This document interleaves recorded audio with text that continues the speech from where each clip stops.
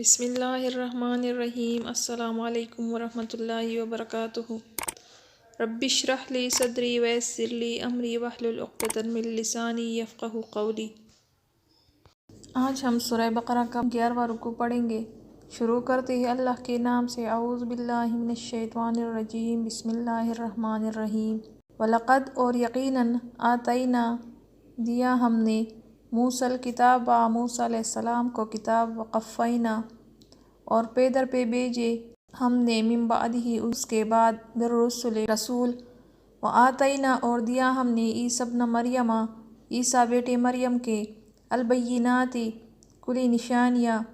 وأیدناہ اور تائید کی اس کی ہم نے بروح القدس روح پاک سے۔ افکلما آیا پس جب جاءکم آئے تمہارے پاس رسول بما ساتھ اس کے لا تہویٰ جو اچھا نہ لگے انفسکم تمہارے نفسوں کو استکبرتم تو تم نے تکبر کیا ففریقاً پس ایک گروہ کذبتم تم نے تکذیب کی وفریقاً اور ایک گروہ تقتلون تم نے قتل کیا۔ ہم نے حضرت موسیٰ علیہ السلام کو کتاب دی اور ان کے پیچھے اور رسول بھی بھیجے اور ہم نے حضرت عیسیٰ علیہ السلام بن مریم کو روشن دلیلیں دی اور روح القدس سے اس کی تائید کرائی۔ لیکن جب کبھی تمہارے پاس رسول وہ چیز لے آئے جو تمہاری طبیعتوں کے خلاف تھی تو تم نے تکبر کیا، بعض کو جھٹلا دیا اور بعض کو قتل کیا۔ یہاں بنی اسرائیل کے عناد و تکبر اور ان کی خواہش پرستی کا بیان ہو رہا ہے کہ تورات میں تحریف و تبدل کیا، حضرت موسیٰ علیہ السلام کے بعد انہی کی شریعت اور آنے والے انبیاء کی بھی مخالفت کی۔ پے در پہ یک کے بعد دیگرے انبیاء کرام بنی اسرائیل میں آتے رہے یہاں تک کہ یہ سلسلہ عیسیٰ علیہ السلام پر ختم ہوا۔ انہیں انجیل ملے جس میں بعض احکام تورات کے خلاف بھی تھے، اس لیے انہیں نئے نئے معجزات بھی ملے، جیسے مردوں کو اللہ رب العزت کے حکم سے زندہ کرنا، اللہ کے حکم سے مٹی سے پرندہ بنا کر اس میں پھونک مار کر اڑا دینا، بیماروں کو اپنے دم سے اللہ کے حکم سے اچھا کر دینا، اور آپ کی تائید پر روح القدس یعنی حضرت جبرائیل علیہ السلام کو لگا دیا۔ یہاں روح القدس سے مراد حضرت جبرائیل علیہ السلام ہے، یعنی جبرائیل علیہ السلام نے عیسیٰ علیہ السلام کی تائید کی، لیکن بنی اسرائیل اپنے کفر اور تکبر میں اور زیادہ بڑھ گئے اور زیادہ حسد کرنے لگے اور ان تمام انبیاء کرام علیہ السلام کے ساتھ برے سلوک سے پیش آئے، کسی کو جھٹلایا تو کسی کو مار ڈالا، اس وجہ سے کہ ان انبیاء کی تعلیم ان کی بنی اسرائیل کی طبیعتوں کے خلاف ہوا کرتی تھی، اس لیے وہ دشمنی پر تل جاتے تھے۔ وقالو اور کہتے ہیں قلوبنا ہمارے دل غلف پردے میں ہیں، بلکہ لعنہم اللہ لعنت کی ان پر اللہ نے بکفرہم ان کے کفر کے سبب فقلیلاً پس تھوڑے سے ما یؤمنون وہ ایمان لاتے ہیں۔ ولما اور جب جاءہم آئی ان کے پاس کتاب من عند اللہ اللہ کی طرف سے مصدق تصدیق کرنے والی ہے لما اس کی معہم جو ان کے پاس ہے وکانوا اور تھے وہ من قبل اس سے پہلے یستفتحون فتح مانگتے تھے علی الذین ان لوگوں پر کفروا جو کافر ہے۔ فلما پس جب جاءہم آئی ان کے پاس ما عرفوا جس کو پہچان رکھا تھا کفروا انکار کیا بہ اس سے۔ فلعنۃ اللہ پس لعنت ہے اللہ کی علی الکافرین کافروں پر۔ اور انہوں نے کہا کہ ہمارے دل پردے میں ہیں، بلکہ ان کی کفر کی وجہ سے اللہ نے انہیں ملعون کر دیا۔ ان کا ایمان بہت کم ہے، یعنی ان میں ایمان والے بہت ہی کم ہیں، اور جب ان کے پاس اللہ کی کتاب آئی جو ان کی کتاب کی تصدیق کرنے والی تھی اور وہ اس سے پہلے فتح مانگتے تھے کافروں پر، باوجود پہچان لینے کے پھر وہ کفر کرنے لگے، اور اللہ کی لعنت ہے ان کافروں پر۔ یہودیوں کا ایک قول تھا کہ ہمارے دلوں پر غلاف ہے، یعنی یہ علم سے بھرپور ہے، اب ہمیں نئی علم کی کوئی ضرورت نہیں۔ اس لیے جواب ملا کہ غلاف نہیں بلکہ لعنت الہی کی مہر لگ گئی ہے ان پر، انہیں ایمان نصیب ہی نہیں ہوتا۔ ایمان لانے کے ایک معنی تو یہ ہے کہ ان میں بہت کم لوگ ایماندار ہیں، اور دوسری معنی یہ ہے کہ ان کا ایمان بہت کم ہے، یعنی قیامت، ثواب، عذاب وغیرہ کے قائل ہے، حضرت موسیٰ علیہ السلام پر ایمان رکھتے ہیں، تورات کو اللہ تعالیٰ کی کتاب مانتے ہیں، مگر اس پیغمبر آخر الزمان محمد صلی اللہ علیہ وسلم کو مان کر اپنا ایمان پورا نہیں کرتے، بلکہ آپ صلی اللہ علیہ وسلم کے ساتھ کفر کر کے اس تھوڑے سے ایمان کو بھی برباد کرتے ہیں۔ جب کبھی یہودیوں اور عرب کے مشرکین کے درمیان لڑائی ہوتی تو یہود کہا کرتے تھے کہ عنقریب اللہ کی سچی کتاب لے کر اللہ کے ایک عظیم پیغمبر تشریف لانے والے ہیں، ہم ان کے ساتھ مل کر تمہیں ایسا قتل کریں گے کہ تمہارا نام و نشان مٹ جائے گا۔ اللہ تعالیٰ سے دعائیں کیا کرتے تھے کہ یا اللہ اس نبی کو جلد بھیج دے جس کی صفتیں ہم تورات میں پڑھتے ہیں، تاکہ ہم ان پر ایمان لا کر ان کے ساتھ مل کر تیرے دشمنوں سے انتقام لیں۔ مشرکوں سے کہتے تھے کہ اس نبی کا زمانہ اب بالکل قریب آ گیا ہے، لیکن جس وقت حضور صلی اللہ علیہ وسلم مبعوث ہوئے، تمام نشانیاں آپ میں دیکھ لی، پہچان بھی لیا، دل سے قائل بھی ہو گئے، مگر چونکہ آپ صلی اللہ علیہ وسلم عرب میں سے تھے تو اس کی وجہ سے انہوں نے حسد کیا اور آپ صلی اللہ علیہ وسلم کی نبوت کا انکار کر دیا، اور اللہ تعالیٰ کی لعنت ان پر ہو گئی۔ بلکہ وہ مشرکین مدینہ جو ان سے یہ سنتے چلے آتے تھے، انہیں ایمان نصیب ہوا، اور بالآخر حضور صلی اللہ علیہ وسلم کے ساتھ مل کر وہ یہود پر غالب آ گئے، اور یہ سب انہوں نے حسد اور تکبر کی وجہ سے کیا۔ بئسما بہت برا ہے وہ اشتروا بیچ ڈالا بھی ساتھ اس کے انفسہم اپنے نفسوں کو، ان یہ کہ یکفروا وہ کفر کرے بما اس پر انزل اللہ جو نازل کیا اللہ نے، بغیاً سرکشی کی وجہ سے، ینزل اللہ کہ نازل کیا اللہ تعالیٰ نے، من فضلہ اپنے فضل سے، علی من یشاء جس پر چاہا، من عبادہ اپنے بندوں سے، فباءوا بس لوٹے بغضب ساتھ غضب کے، علی غضب غضب پر، وللکافرین اور کافروں کے لیے عذاب مہین عذاب ہے رسوا کرنے والا۔ بہت بری چیز ہے وہ جس کے بدلے انہوں نے اپنے نفسوں کو بیچ ڈالا، اور وہ ان کا کفر کرنا ہے، اور اللہ تعالیٰ کی طرف سے نازل شدہ چیز کے ساتھ محض اس بات سے جل کر کے اللہ تعالیٰ نے اپنا فضل اپنے جس بندے پر چاہا نازل فرمایا۔ اس وجہ سے یہ لوگ غضب پر غضب کے مستحق ہو گئے، اور ان کافروں کے لیے رسوا کرنے والے عذاب ہے۔ مطلب یہ ہے کہ ان یہودیوں نے حضور صلی اللہ علیہ وسلم کی تصدیق کے بدلے تکذیب کی، اور آپ صلی اللہ علیہ وسلم پر ایمان لانے کے بدلے کفر کیا، آپ کی نصرت و امداد کے بدلے مخالفت اور دشمنی کی۔ اس وجہ سے اپنے آپ کو جس غضب الہی کا سزاوار بنایا وہ بدترین چیز ہے، جو بہترین چیز کے بدلے انہوں نے لے لی، اور اس کی وجہ سوائے حسد و بغض اور تکبر کے کچھ نہیں۔ چونکہ حضور صلی اللہ علیہ وسلم ان کے قبیلے میں سے نہ تھے، بلکہ آپ صلی اللہ علیہ وسلم عرب میں سے تھے، اس لیے یہ منہ موڑ کر بیٹھ گئے، حالانکہ اللہ پر کوئی حاکم نہیں، اور رسالت کے حقدار کو خوب جانتا ہے، وہ اپنا فضل و کرم اپنے جس بندے کو چاہے عطا فرماتا ہے۔ پس ایک تو تورات کے احکام کی پابندی نہ کرنے کی وجہ سے ان پر غضب نازل ہوا، اور دوسرا حضور صلی اللہ علیہ وسلم کے ساتھ کفر کرنے کے سبب نازل ہوا۔ وَإِذَا قِيلَ اور جب کہا جاتا ہے، لَهُمْ ان کو، آمنوا ایمان لے آؤ، بما اس پر، انزل اللہ جو نازل کیا اللہ نے، قالوا تو کہتے ہیں، نؤمن ہم ایمان لائے، بما اس پر، انزل جو نازل ہوا، علینا ہم پر، ویکفرون اور انکار کرتے ہیں، بما وراءہ جو اس کے علاوہ ہے، وہو الحق حالانکہ وہ حق ہے، مصدقا تصدیق کرنے والی ہے، لما اس کی، معہم جو ان کے پاس ہے۔ قل کہہ دیجئے، فلما پس کیوں، تقتلون تم قتل کرتے ہو، انبیاء اللہ کے نبیوں کو، من قبل اس سے پہلے، ان کنتم مومنین اگر تم مومن ہو۔ وَلَقَدْ اور یقیناً جاءکم آئے تمہارے پاس، موسیٰ علیہ السلام، بالبینات کل نشانیاں لے کر، ثم پھر اتخذتم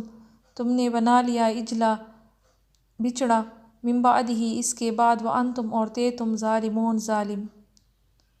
اور جب ان سے کہا جاتا ہے کہ اللہ کی اتاری ہوئی کتاب پر ایمان لاؤ، تو کہتے ہیں جو ہم پر اتاری گئی اس پر ہمارا ایمان ہے، حالانکہ اس کے بعد والی کے ساتھ جو ان کی کتاب کی تصدیق کرنے والی ہے وہ کفر کرتے ہیں۔ ان سے تو پوچھ لو کہ اگر تمہاری ایمان پہلی کتابوں پر ہے تو پھر تم نے اگلے انبیاء کو کیوں قتل کیا؟ تمہارے پاس تو موسیٰ علیہ السلام یہی دلیلیں لے کر آئے، لیکن تم نے پھر بھی بچڑے کو پوجا، اور تم ہو ہی ظالم۔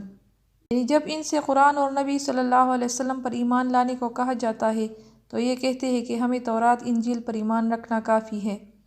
اللہ تعالیٰ فرماتا ہے کہ یہ اس میں بھی جھوٹے ہیں، قرآن تو ان کتابوں کی تصدیق کرنے والا ہے،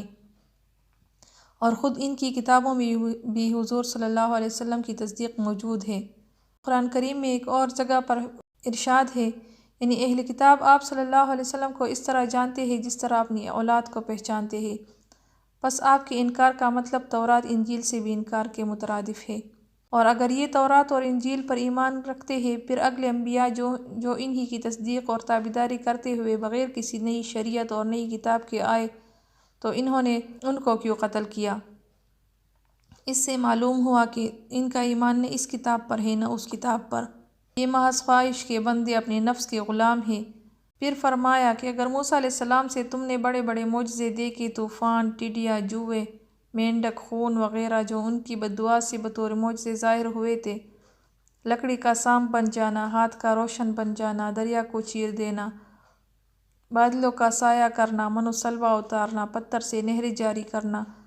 وغیرہ تمام بڑے بڑے معجزات جو ان کی نبوت کی اور اللہ کی توحید کی روشن دلیلیں تھیں، سب انہوں نے اپنی آنکھوں سے دیکھی۔ لیکن ادھر حضرت موسیٰ علیہ السلام طور پہاڑ پر گئے اور ادھر انہوں نے بچھڑے کو معبود بنا لیا۔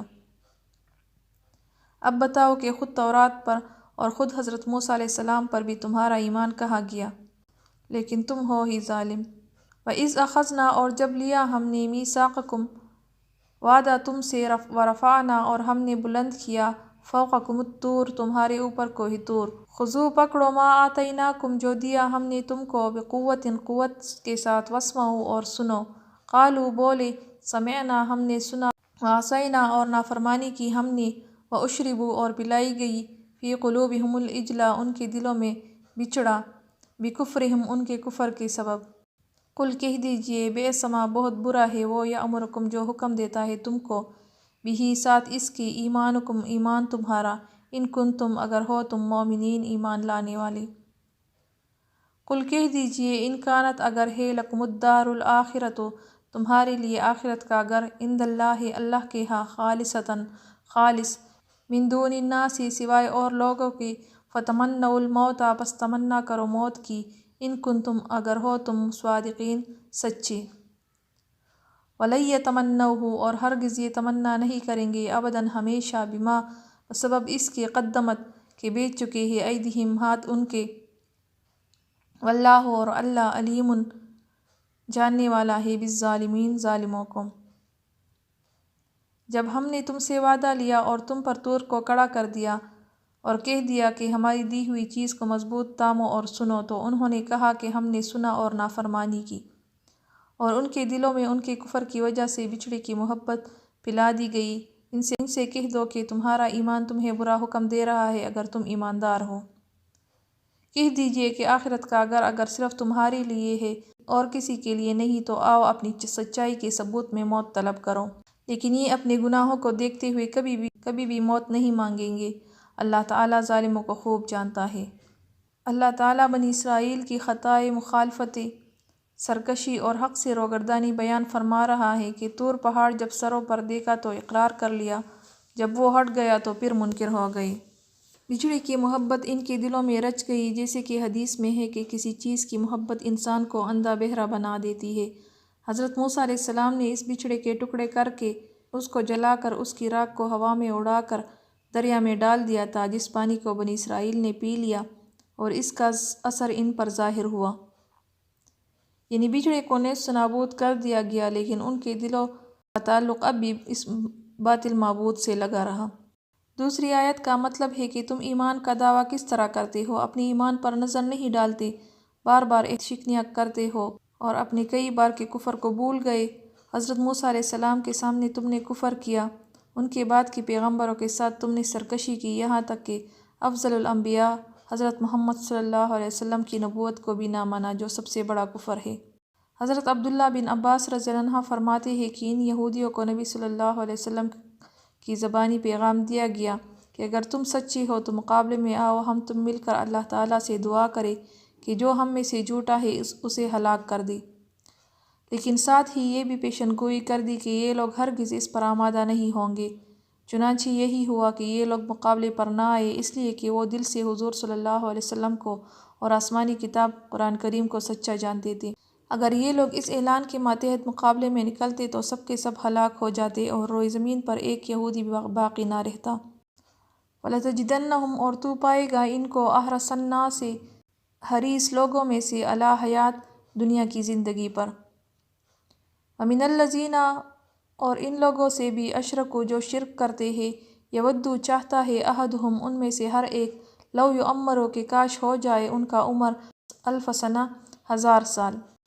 وما ہوا اور نہیں ہے وہ بمزحزہ ان کو بچانے والا من العذاب عذاب سے ان یعمر ان کا عمر بھی، واللہ اور اللہ بصیر دیکھنے والا ہے بما اس کو یعملون جو اعمال یہ کرتے ہیں۔ بلکہ سب سے زیادہ دنیا کی زندگی کا حریص اے نبی صلی اللہ علیہ وسلم تو انہی کو پائے گا۔ یہ دنیا کی حرص میں مشرکوں سے بھی زیادہ ہے، ان میں سے تو ہر شخص 1000 سال کی عمر چاہتا ہے، لیکن یہ عمر دیا جانا بھی انہیں عذابوں سے نہیں بچا سکتا، اور اللہ تعالیٰ ان کے کاموں کو بخوبی دیکھ رہا ہے۔ یہاں پھر فرمایا